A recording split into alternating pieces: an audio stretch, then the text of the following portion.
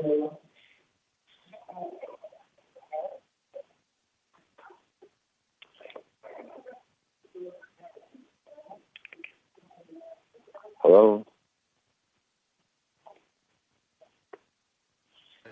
Hello. Testing. Testing 1, 2, 3. Yeah, I can hear it. Yeah. I can't hear Rick. Can you hear me, Sudie? Oh, it didn't call in? He did call in.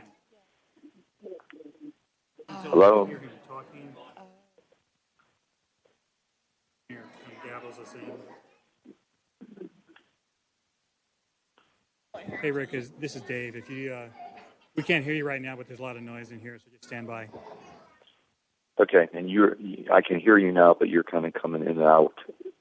You're bouncing in and out.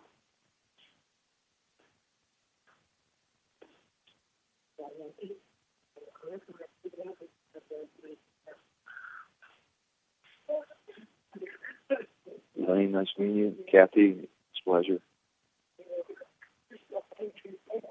Okay. Good evening, everybody. Have everybody's attention. Before we get started, I would like to ask Sarah Ladart to lead us in our invocation. Good evening, Mayor and Council. If you'll pray with me, please. Dear Lord, we are gathered tonight to serve our community, to use our resources wisely, to represent all members of our community, and to make decisions that promote the common good. We pray for our mayor, for the various levels of city officials, and in particular for this assembled council. We ask that you would graciously grant them confidence in their knowledge of what is good and fitting. We pray for the agenda set before them this evening. Please give an assurance of what would please you and what would benefit those who choose to make Milton their home. Finally, Lord, we ask you to simplify our activities and traditions so we can focus our celebration on your birth. We ask you to grant us peace, peace in our homes, and peace in our hearts. It is in your name that we pray. Amen. Amen. Thank you, Sarah. Okay, I'd like to call to order the regular meeting of the Milton City Council for December 2nd, 2019 to order. The city strongly recommends that you review tonight's agenda carefully, and if you wish to speak on an item, please fill out a comment card, which is back to my left on that table, a yellow card, and turn it into the city clerk here on my right.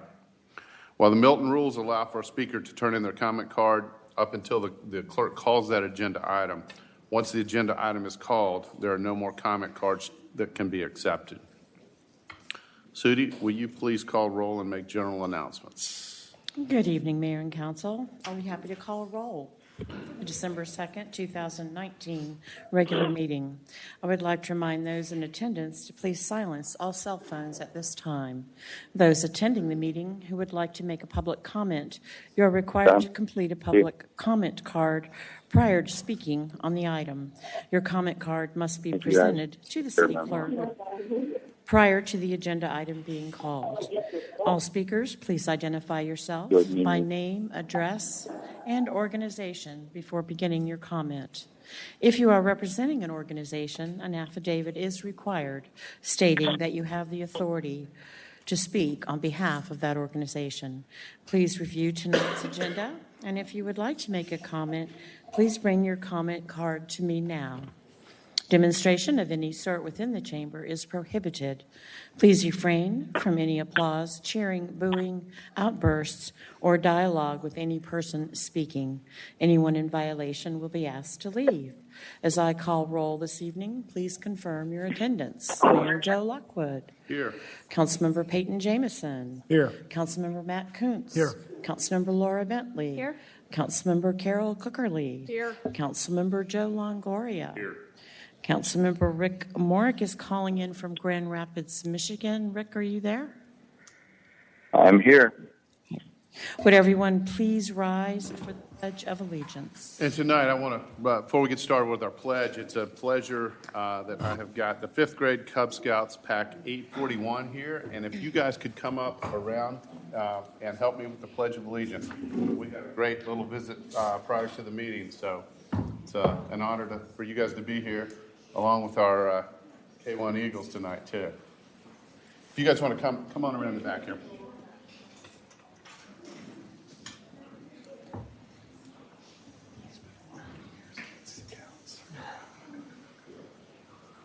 make room. Let's make room because our flag's right here.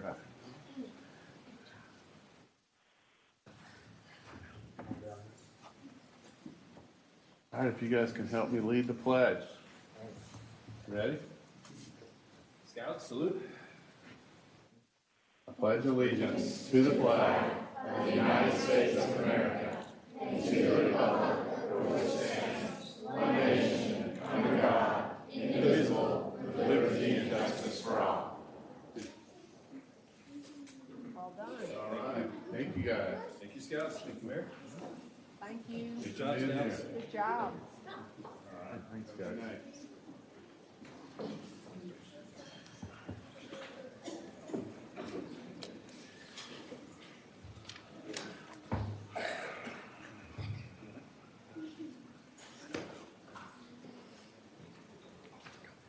Okay, well, can our city clerks please have the next item? Our next item this evening is approval of the meeting agenda, agenda item number 19250. Okay, do I have anything staff or council would want to add or, okay? If not, I would open up for a motion. Mayor, I'd like to make a motion to approve the meeting agenda. Second. Okay, I have a motion for approval from Councilmember Bentley with a second from Councilmember Longoria. All in favor, please say aye. Aye. Any opposed? That's unanimous, including Councilmember Morrig. Sudi, do we have any general public comment tonight? We do not, sir. Okay. Then I'm going to move on to the consent agenda. If you would please read those items. First item is approval of the November 4th, 2019 City Council meeting minutes, agenda item number 192251. Next, approval of a professional services agreement between the City of Milton and Malden and Jenkins, LLC, for external auditing services, agenda item number 19252. Third is approval of a professional services agreement between the City of Milton and the Collaborative, Inc. regarding plan review services, agenda item number 19253. Next, approval of a professional services agreement between the City of Milton and CH2M Hill for an acquisition agent for the City of Milton Parks. Agenda item number 19254. Our fifth consent agenda item is approval of a project framework agreement by and between Georgia Department of Transportation and the City of Milton for transportation facility improvements. Agenda item number 19255. Approval of a memorandum of agreement between the Fulton County Soil and Water Conservation District and the City of Milton, Georgia. Agenda item number 19256.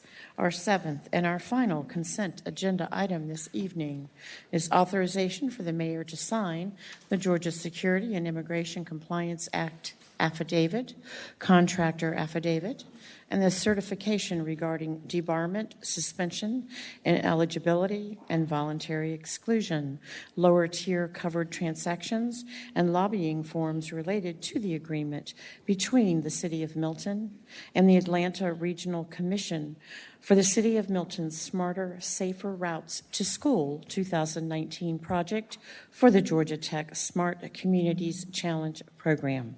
Agenda item number 19257. Okay. Do I have a motion on the agenda, on the items? Mayor, I move that we accept the consent agenda as read. Second? Okay, I have a motion from Councilmember Longoria, and I believe the second was first from Councilmember Bentley. All in favor, please say aye. Aye. Aye. That's unanimous. Okay, Sudi, we'll move on to reports and presentations. If you'll please call out our first presentation. And the first item this evening is a proclamation recognizing the 2019 NAFL Eagles Digala K1 Flag Football Team Day. This is being presented by Mayor Joe Lockwood. Okay, this is exciting that we've got our NAFL K1 Eagles here. We're very proud of you, and it's an honor to present you with this proclamation. So what I'm going to do is I'm going to read the proclamation right now, and then when I'm done, I'm going to ask you to come up and I'll present it to you, and we'll get some pictures. So I have a proclamation here. And it's the 2019 NAFL Milton Eagle DeGala Grade K1 Flag Football Team Day. Whereas, football is a sport that requires physical strength and endurance, mental toughness, and a substantial commitment of time. And whereas, the City of Milton is in its inaugural year hosting the North Atlanta Football League Youth Football Program at Bell Memorial Park. And whereas, the kindergarten and first grade Milton Eagles, led by head coach Sarah DeGala, is a team made up of 10 players, 5 coaches, and whereas the grade K1 Milton Eagles DeGala team posted a season record of 10 wins against 1 loss while defeating the K1 Milton Eagles low team in the league championship by a score of 7-6, scoring the winning points with only 34 seconds left in the game.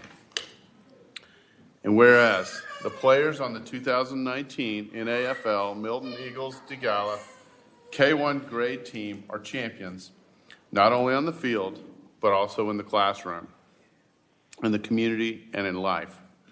We are proud that this great team is located in Milton, Georgia. Now, therefore, we, the mayor and the city council of the city of Milton, hereby dictate and proclaim Monday, December 2nd, as 2019 NAFL Milton Eagles DeGala Grade K1 Flag Football Team Day in the city of Milton, Georgia. And this is given under our hand and the seal of the city of Milton, Georgia on the 2nd day of December 2019. So if the Eagles could join us up front along with the council and present you this proclamation, and the coaches too. All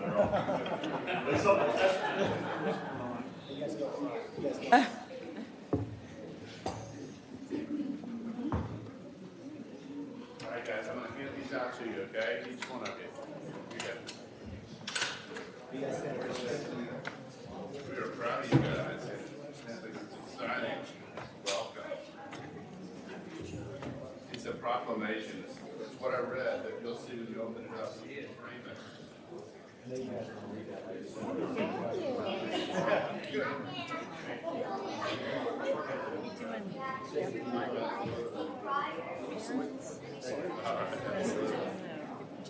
I'd like the coach. Let's see if the coaches, it might be that you'll have to do that. Because I need them close back because they're so short. Yeah. I think behind. Don't you think? Well, can y'all see if you can squeeze in behind them? See if you can squeeze in behind them. There we go. Yeah. Yeah. There we go. Can we squeeze in just a little bit? Or Laura, I may need you over this way. I need you. No, I think I can get this in.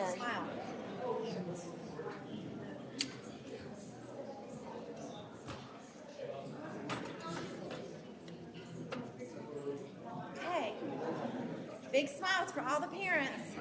Look at the camera. Don't move, because I'm the last one. I'm the important one. Yeah. She's the official. I'm the official. Look at Mama's down there. Okay, I want big smiles. Okay, I want you looking right here at me. Okay? Stand and smile. On 3, can you say touchdown? 1, 2, 3. Touchdown. Woo, I like it. One more time. What a great looking group. Okay, we got it.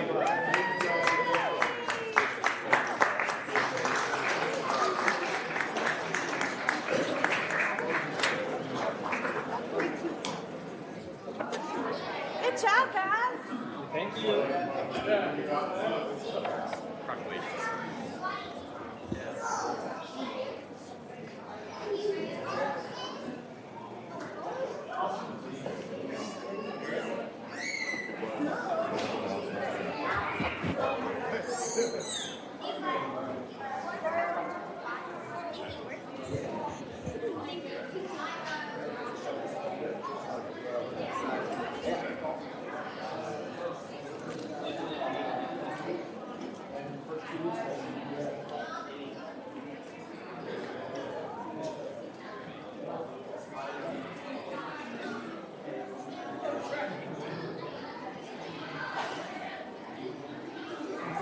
it's here.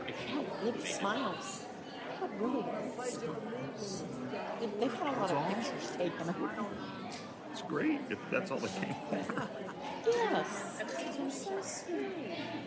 Yes, is they're working on some kind of citizenship with that. He came up and had a bunch of questions and all that stuff. So. I like seeing the kid. I like kid night. Yeah. She turned into a Chuck E. Cheese and just had a good time. Okay, if we can move on now. Sudi, if you'll please sound the next two presentation items. Our next items are recognition and presentation of City of Milton 10 and 5-year anniversary pins. This is being presented by Mayor Joe Lockwood. Okay, these next two items we have coming up are very special. In recognition, we're giving service pins to those staff members who have been with the city for 10 years and for 5 years. First, the 10-year pin recipients, and then we'll call the 5-year recipients. So I will come up forward, and as the city manager calls your name, please come forward, and we'll present you with your pin. And when you come up, please stay up here. We'll take a group photo with the 10s and then with the 5s. So our first recipient of the 10-year pin is Scott Mulvey. Scott, come on up.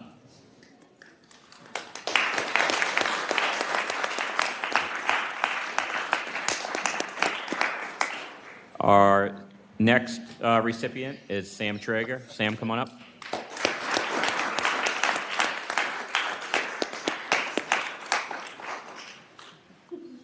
Our next is Sudi Gordon.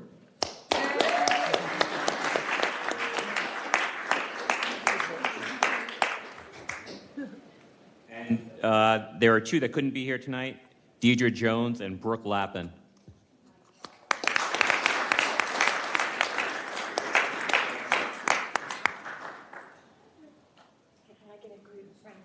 Step back this way. There we go, Mary. We want to do it with the 10. Yeah. Council, come down.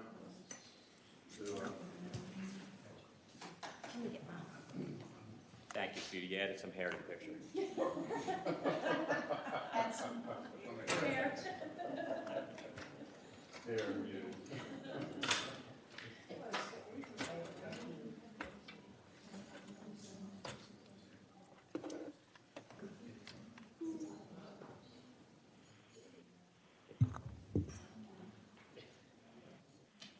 Laura, if I can get you to smooth this, just there we go.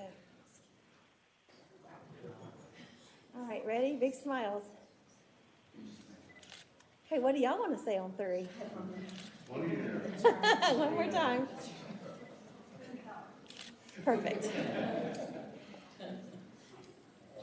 you, guys. Thanks for all your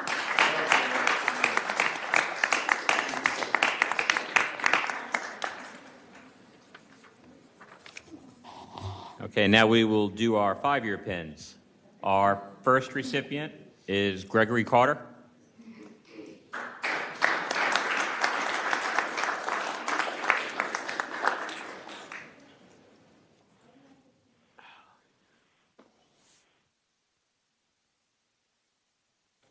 Our next recipient is Jeffrey Jones.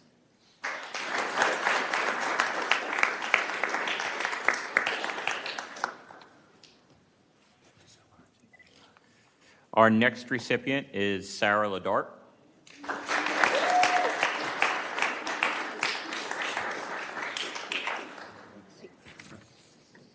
Our next recipient and last one present with us is Chad West.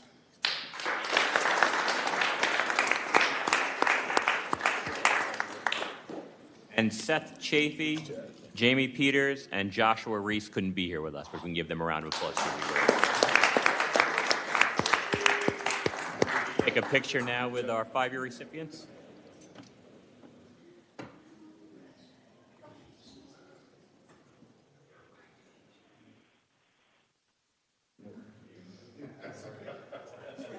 Mary, you want to come to the front? Okay, big smiles. And one to grow on. One more. Okay. Perfect.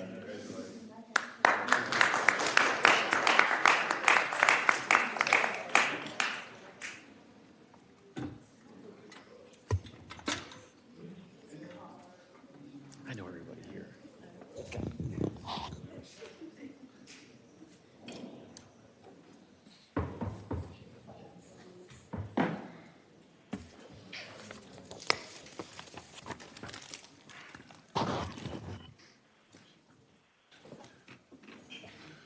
And before we move on to our next item, I see as the crowd is thinned out, I see a longtime friend of the city of Milton, Jeff Petrie with Georgia Power in here. Thank you for being here tonight.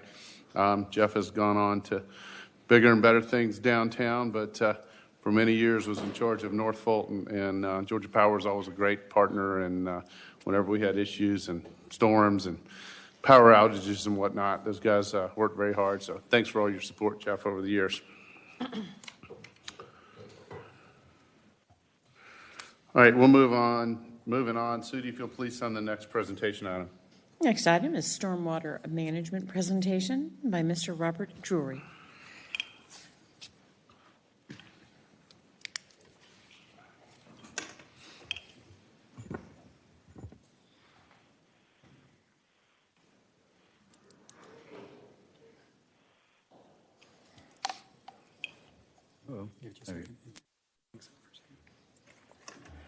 Okay.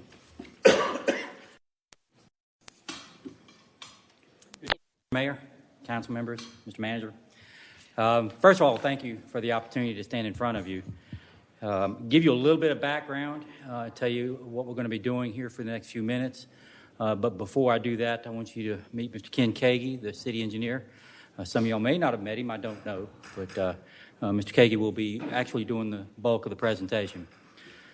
We're here to talk about stormwater management. I've mentioned to you before, and you probably already know, we have a stormwater permit, and it is permitted through the state, but it is a federal program.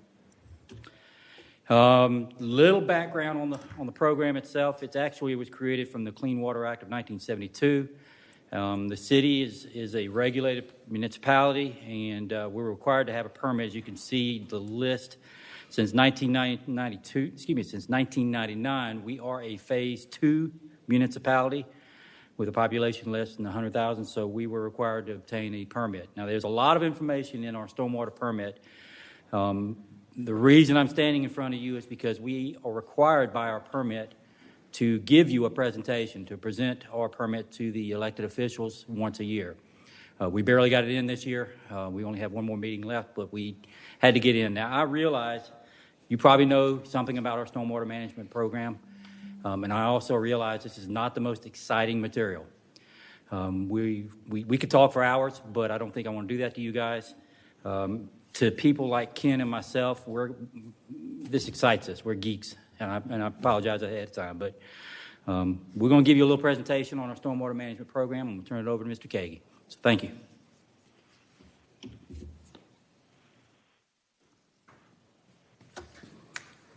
Thank you. Thank you for allowing me to speak in front of the council and the mayor and having your time here.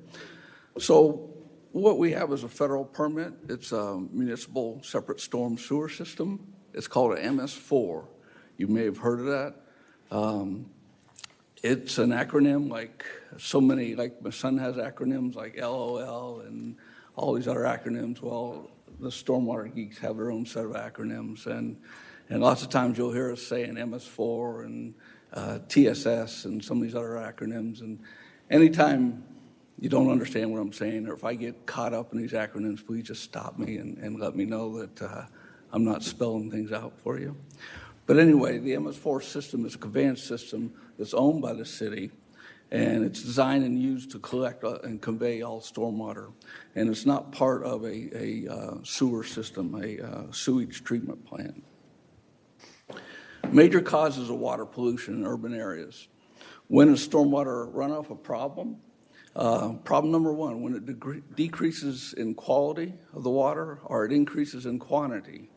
And trust me, especially problem number two, I get a lot of calls or reminders from people about the increase in quantity. So Problem number 2 is an issue lots of times within every community, not just City of Milton. Society's impact on stormwater. Primarily, we're adding impervious surface through development. We're conducting soil land disturbance, and we're removing vegetation. And those 3 things alone will contribute to the increase in runoff and lots of times collect pollutants. You can see the first picture down there shows kind of an oil sheen going across the parking lot. Obviously, we don't want that into our stormwater system. And the middle picture there shows TSS, what we call total suspended solids, or sediment getting into the streams. And of course, flooding occurs if you don't have the right controls in place. So this is depicted by these 3 different pictures here. First one shows a forest condition where you only have about 10 or 20% impervious surface. So most of the water infiltrates into the system, about 80 to 90%. As you put in residential, you increase the impervious surface by 40 to 50%. So the other 50, 60% is infiltrated in the ground. So you've lost some infiltration ability into the water. So most of it is converted over to runoff. And of course, in an urban situation, here is where you have 0 to 10% going into the ground and 90 to 100% of that water running off. And a good example of this is most of you probably been here in 2009 when we had the big flood. And I don't know if you're aware of it, but there's City of Milton has 8 what we call SCS lakes, Soil Conservation Service lakes. I came from Gwinnett. We had about 7 of them. But these lakes or these ponds were built in the 30s, and that's when farming was big in this country. And they were built for that farming purpose. As they cleared the trees to build fields and pastures for the farmers, the idea was the federal government at that time, NRCS, was going to capture, you put in these control lakes to capture the runoff from the farming. So that's what they were designed for. Well, if you remember in 2009, most of these lakes now are under design, only because of what you see down here is this picture, this increase in impervious surface. You're getting more runoff, and so most of these lakes will fill up much faster. And a good example here in Milton was one of the SCS lakes is up in the Manor, and that one overtopped during 2009. And if you think about it, there is a lot more impervious surface added around that lake now in the Manor. Another lake is the what they call the King Lake, or what's the subdivision name that's in the King Lake? Anyway, it's called the King Lake. Most of you are familiar with it. It overtopped. So those 2 overtopped. I think we had 3 over in Gwinnett County that overtopped. And that's because what you see is more impervious surface. What happens is there's 2 factors. Either if you think about it, in 2009 there was 2 days of I think about 4 inches of rain one day and 5 inches of rain the other day, which is not a lot of rain per day. But when you have them consecutively, and when you have 5 inches in 13 hours, that creates a lot of runoff quickly and raises it's like turning 2 spigots on in your bathtub instead of just 1. It raises the water much faster. And so that's what happens when you increase the impervious surface. So can I break in 1 second? Yes. Just what's neat is the Cub Scouts here. We were kind of talking earlier about environment and erosion and trees and whatnot. So this is part of the stuff that we have to learn about with the city. So thank you, Ken. No problem. Please, and stop me anytime if on any question or any area that it's not quite clear what I'm talking about. So the federal government created what they called MS4 minimum control measures. And these are the 6 what we call minimum control measures. The first is the public education and outreach. The second is public participation and involvement, illicit discharge and detection and elimination, construction site runoff control, post-construction runoff control, and then pollution prevention, good housekeeping. We're going to go over all those here in a minute. So the first one's where we distribute pamphlets, And we have our website, our city website, that kind of educates the public and has an outreach to the public. We do presentations to officials like this one, educate our officials, and then we have a social media campaign. The second one, public participation. We have a storm drain marker program that we use. We have a community stream side cleanup. We have Adopt a Road programs where we're supposed to clean up the roads. And then we have pet waste stations at our parks and rec facilities. Illicit discharge and elimination. This part of it is if we did not have MS4 permit, we still have a lot of regulations on illicit discharge. So this part would still be enforced within the city, but it is part of our MS4 permit also. So it develops outfall maps. We do our outfall inspections, and then we do our illicit discharge education. These are examples of what was a spill response illicit discharge. You can see the first picture there is where you got your pollutants, your oil spills going into the drains.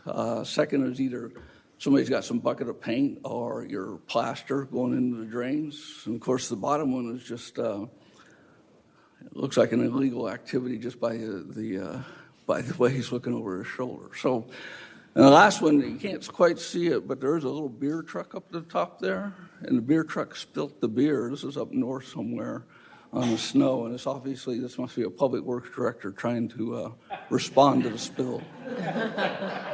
So that was his way to respond anyway. So only rain in the drains is basically what the spill response and illicit discharge says. What are stormwater infrastructure assets?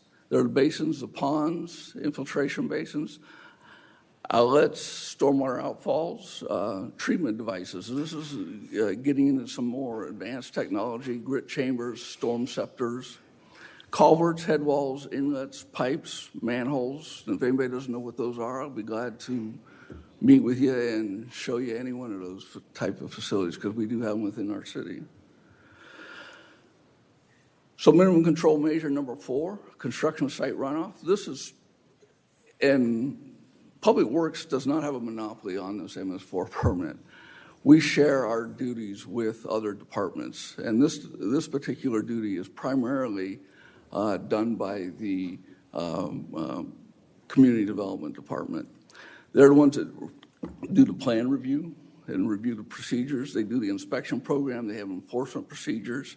So this activity would also occur without the MS4 permit, because we are a permitting issuing authority, and so we would still conduct these types of activities. And here's some examples of construction stormwater runoff. Obviously, they've got a little bit of a problem with what we call TSS, total suspended solids, or sediment leaving the property there. Minimum control measure number 5, post-construction runoff. This is more of a public works activity, and this is where public works get more and more involved. That we go out and do the inspections for the detention ponds. We do detention pond maintenance. And at the bottom, we have what we call GI and LID structure inventory, and that's some new terminology within the stormwater management program. GI is green infrastructure. LID is low impact development, and we'll show you some examples of that, because the approach now with MS4 is taking sort of a paradigm shift. And as you can see in the past, most of the stormwater management was handled by detention ponds, just in other words, capture it and then gradually release it. But now the newer approach is what you see on the right picture with some green infrastructure LIDs. So the first two we talked about there's two types primarily out there, what we call a dry detention pond, extended dry detention pond, or a wet pond. And they work basically the same way. It's just that one, the wet detention pond supposedly has better pollutant removal capabilities, because the idea is the pollutant water comes into that pond, and now the water sits on top of the existing water and gives it time for the pollutants to settle out into the bottom of that pond. So I can tell you EPD prefers that type of method over the dry ponds. But most of what we have out there are dry ponds. Infiltration techniques, and the idea here is just to get the pollutants or water down back into the soil, and the pollutants will be infiltrated out or filtrated out in this case. Bioretention cells or construction wetlands, those are all considered LIDs, low impact designs. Some of the newer systems, and we have a system right here at City Hall. These are underground systems. These are pollutant removal systems. A lot of them, the middle one there uses centrifuge to take out the pollutants. The second one is a chamber where the water takes time to settle out or settle out the pollutants. And the first picture there is kind of a combination of both. But those are some underground systems that work with underground storage. The last one, minimum control measure number 6, city pollution prevention operations. This is totally MS4 activities. So the first two MCN minimum control measures were, the education and the outreach, and this one, city pollution prevention operations, are primarily associated with the MS4 permit. Here's where we do the inspections for our structures. We inspect the detention ponds. We have street or parking lot cleaning, and we also do our training. There's other organizations now that are getting more and more involved in stormwater. American Society of Civil Engineers. I don't know if you've ever heard of a report card, but they do a report card on all infrastructure out there and kind of grade what condition it's in. In the past, 2017, this was the infrastructure report card from the American Society of Civil Engineers.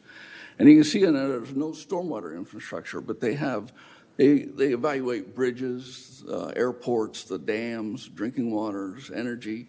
So this is Georgia's grade in 2017, wastewater systems, roads, obviously. Well, now in 2021, American Society of Civil Engineers are going to include stormwater infrastructure in their report cards. They've already started within here in Georgia. In fact, 2019, we had a stormwater grade of C-, which was up. They did it the year before also, so it's going up, so it's improving. But it's a general evaluation of the stormwater infrastructure. It all pays off. This is Cooper Sandy Creek is a stream that we have to monitor under our MS4 permit. And we've been monitoring it, and you can see since 2015, our TSS has been decreasing, which is what we're supposed to be monitoring, see if it's increasing or decreasing.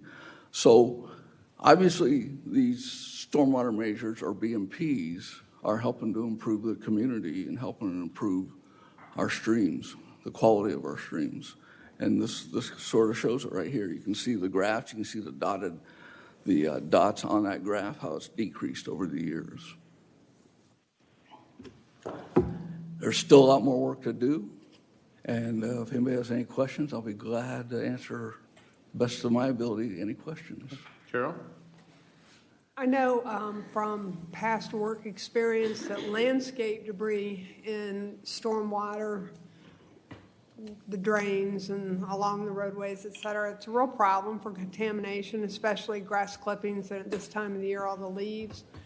Is that a problem here? And if so, then why are landscape crews allowed to do, why are they not fined for blowing everything into the grates? We do enforce that, and we are concerned about that. The problem is catching them at the time when they are actually doing some of this stuff. All day long. I know, but we've got to be there and be part of that activity to kind of help enforce some of that. We'll look into that. We'll look into see what the magnitude of that is and how we can better enforce it if that's what you're seeing out there. And even some PR with it and into the landscape companies. Well, I think it's Right. pretty documented what the decay from those substances, the degradation that it creates, not very articulate, the degradation that it causes. Yeah. I think it's pretty well documented. And a lot of it's education. A lot of these landscaping, I mean, it seems reasonable to you and I that you shouldn't do something like that. But it seems like they've been doing some of this for years, and that's been their practice. Laura? Yeah, I think that's a great point. I saw we put an ad in the Herald. Yes.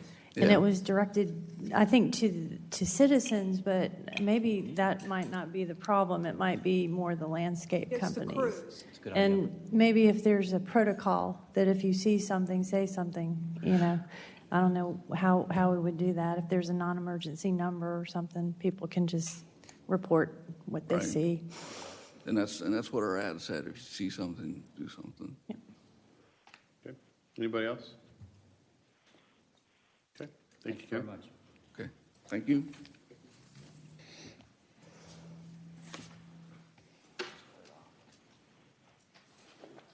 All right, Cindy, if you would please call our next item. Next item is discussion of public art in the Mayfield Charlotte Roundabout. Ms. Sarah Ladart. Good evening, Mayor and Council. I'm here both as economic, also as a non-voting member of the Milton Arts Council, and I have our Vice Chairman, Megan Jamison, here as well. We're going to talk about putting a horse in the roundabout. It's going to be opening up hopefully early 2020 at the Mayfield Charlotte intersection.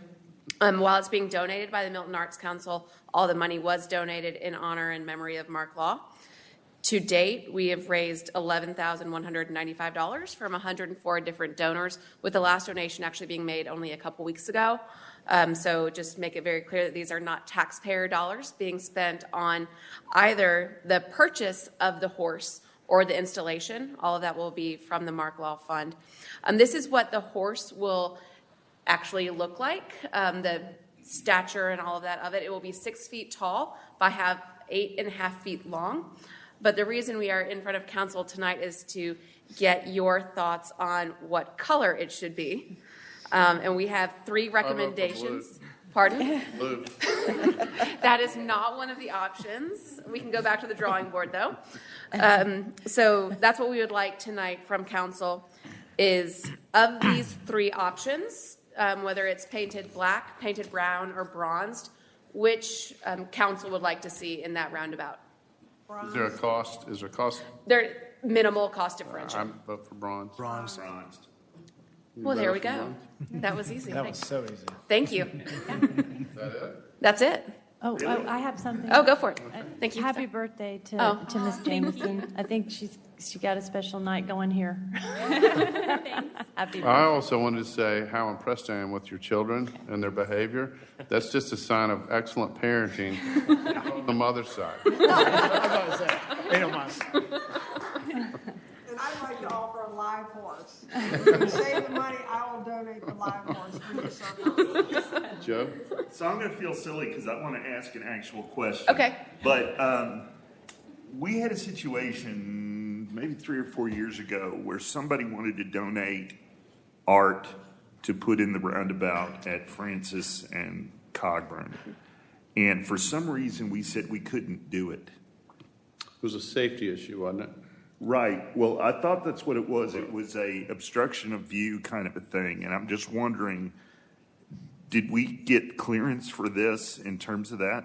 So And this, what makes this one different from that? You can see through the legs. So I'm not completely sure about that situation, but I know that we worked with the design group and the engineers when, like, this was an initial part of the design of the roundabout. So I believe that was the difference. That was, It's a breakaway horse. yeah. If you hit it, the legs, it's just gonna break.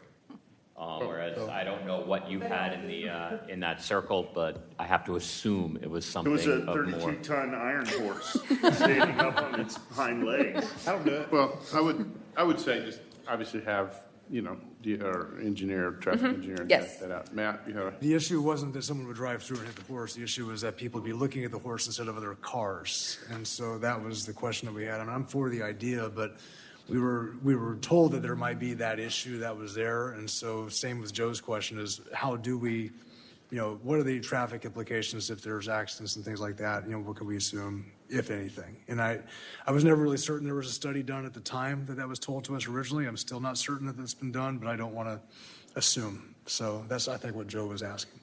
Our engineers have reviewed this and have determined that it's safe to be placed in here. There's art in roundabouts all over the place. Right. I don't know what happened in the original one or what the design or contours were of it, but our engineers were involved with this from day one. So we could, if you want, we could have legal do some further research on this, but we're pretty confident that we're in a good position to move forward. Well, I'd say if we can do it in one, I'd love to explore it in all, if possible. So that's kind of the route I would like to go, but we didn't because of conversations in the past. So At that point, maybe we can just relook at, make sure that it's okay, and then we could open that up to, maybe we can go back and research what the difference was, if there is, and if not, relook at that. Because obviously, we want to beautify them, so. Okay, anybody else? All right, thank you, guys. Happy birthday. Ms. Jamison. Thank you. Okay, next items, first presentations. If, Sudie, you please read those items. First item is consideration of an ordinance reaffirming and establishing Chapter 46 of the Milton Code of Ordinances governing solid waste collection services within the city of Milton. Agenda item number 19258. Next is consideration of U19-02 VC 19-03 located at 16040 Birmingham Highway, State Route 372 by North Leach LLC, Ashford Gardeners, Inc., for a use permit for a landscape business, Section 64, 1820, with a total of 5,900 square feet, 3,443 square feet existing of structures on 3.5 acres with the following 15-part concurrent variance. Section 64-416C1, Part 1, to reduce the side building setback from 25 feet to 4 feet on the south property line to allow the existing barn storage building to remain. Section 64-1820, 1, Part 2, to allow retail or wholesale sales on the property. Section 64-1822, Part 3, to allow the proposed building to exceed 2,000 square feet and the total square footage to exceed 5,000 square feet. Section 64-1823, Part 4, to permit the design of the proposed 2,400 square foot building not comply with the Rural Milton Overlay District. Section 64-1824, Part 5, to delete the 75-foot use area, storage areas, or structure setback adjacent to the north and south property lines. Section 64-1825, Part 6, to allow a total of 14 employee parking spaces on the site. Section 64-1827, Part 7, hours of operation and vendor material delivery shall occur between the hours of 6:30 a.m. and 7:30 p.m. Monday through Friday. Section 64-1829, Part 8, to allow the landscape debris, soil, composting area to be located on the ground. Section 64-1142A3, Part 9, to delete the requirement of the 50-foot undisturbed buffer and 10-foot improvement setback adjacent to the north and south property lines. Section 64-1142B2, Part 10, to delete the requirement for parking lots to be screened from view of any public street by a 15-foot wide landscape strip planted to buffer standards. Section 64-1142B3, Part 11, to allow the dumpster not to have an enclosure, Section 64, 1142G3B, Part 12, to allow a 2,400 square foot new building to be located 165 feet from the landscape strip. Section 64, 1142H2A, Part 13, to allow none of the following materials to be used on the new 2,400 square foot building: clapboard siding, brick, and stone. Section 64, 1142H2C, Part 14, to allow the exterior building walls to be made of metal panel systems on the new 2,400 square foot building. And Section 64, 1142H4, Part 15, to allow no windows on the new 2,400 square foot building. This is agenda item number 19259. Okay, do I have a motion on the first presentation? Mayor, I move that we accept the first presentation items as read. Second. Okay, I've got a motion from Councilmember Longoria, second from Councilmember Kuntz. In approval, all in favor, please say aye. Aye. Aye. That's unanimous. Still there? Yep. So, all right, we're going to move on into reports. Is there anything the council wants to report on? Just want to say thanks to all our staff and volunteers with Christmas and Crabapple. Great turnout, great event. Really went well, and it's just exciting to see all of our lots of citizens out there enjoying themselves and having a great time. So it's a good deal. Thanks for everything from the city. Then I will move on to staff reports. Oh, Laura. Isn't the pancake breakfast is it this Saturday? It is this Saturday. Okay. That's another big one. Everybody loves that. So Hickory Flat. never seen that much bacon cooked in my life at one time.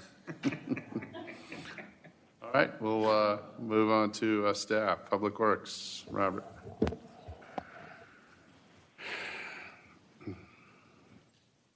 Good evening again. A couple projects I want to update you on. The notice to proceed has been issued for the drainage project at Taylor and Batesville intersection. Hopefully, weather permitting, we can get that in before the end of the year. So we're optimistic we can, but the notice to proceed has been issued. The sidewalk repair project for sidewalks, curb and gutter, and ADA ramps is nearing completion. I think they have to finish up in Brookshade subdivision. The consulting is nearing the completion of the pavement management system. You know, we're having all of our streets evaluated, the pavements evaluated, and a capital improvement program prepared from that evaluation. They're nearing that up, so hopefully in a couple of weeks we'll have a final product. And just another one, I don't want to steal Parks and Rec thunder, but we are assisting Parks and Recreation for the putting out the design work at the Providence Park improvements. That project will be out to bid for design here very soon, if not already on the streets. But we provided some assistance there. Maintenance side, had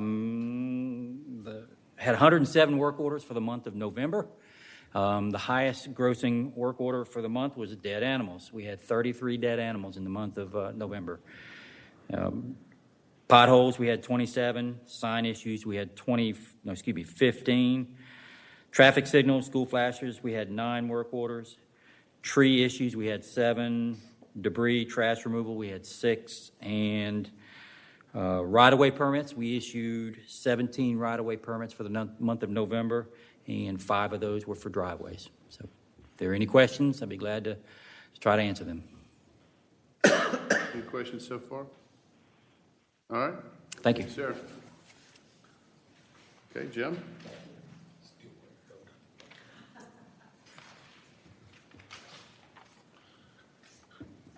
Good evening, Mayor and Council. I hope you all had a great Thanksgiving. First of all, I want to start with a thank you to those of you who were able to come out in the beginning of November for the Wall of Fame ceremony. It came out pretty well. We're hoping to make that even bigger for next year, and thank you for the support on that. It came out very nicely. Fall sports are over. The last activity scheduled is this coming weekend. The Merry Laxmas Tournament. That's an annual fun event.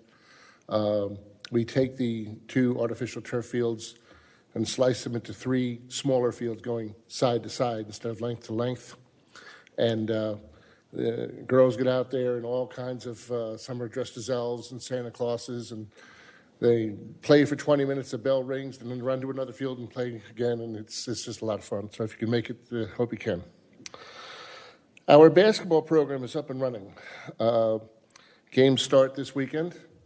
You may recall several years ago we started with a whopping 54 kids, and we're trying to build it from there. We are now over 500 kids playing basketball. We are operating in 7 different gymnasiums, including our first ever partnership with Crabapple First Baptist, who has kindly made some space available to us. That's much appreciated. It took pressure off, trust us. Something I'd like to make you aware of. You may recall this past summer, at the end of summer, end of July, we did a special needs expo in Alpharetta. And this is a coordinated effort involving the city of Johns Creek, Roswell, Alpharetta, and Milton, as well as the YMCA, as we're working together to promote the whole picture of all the services that are available for people with special needs. That first expo, we had a goal of getting 25 vendors out there, and we had 44. Based on the success of that and recognizing that an important time for people with special needs is the summer, because, you know, what do we do with our special needs kids? Parents still have to work. That's one of the reasons we have such success with Camp Joyful Souls. We are going to be doing another Special Needs Expo, again in Alpharetta, on Saturday, February 22nd. And then we also wanted to say, what's next? And the reality is we need to get the help from the community. The community will tell us what services that are needed to serve the special needs population. Please excuse me. And so what we're doing is we're going to be holding a series of 4 meetings, one in each of the 4 cities, to invite people of all the community to come out and help us figure out what are the gaps? What do you need? What can we work together between cities and other partners to try and help serve those with special needs?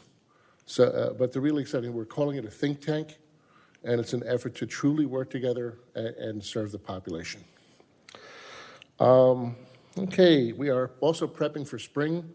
Sign-ups for lacrosse and baseball are mostly done. And in fact, tomorrow I'm hosting a meeting of baseball and lacrosse programs to help coordinate field allocation and alleviate some issues that came up last spring. So we've given all the program partners, they all knew this meeting was happening as of August. We've given them weeks and weeks to prepare and get your people there.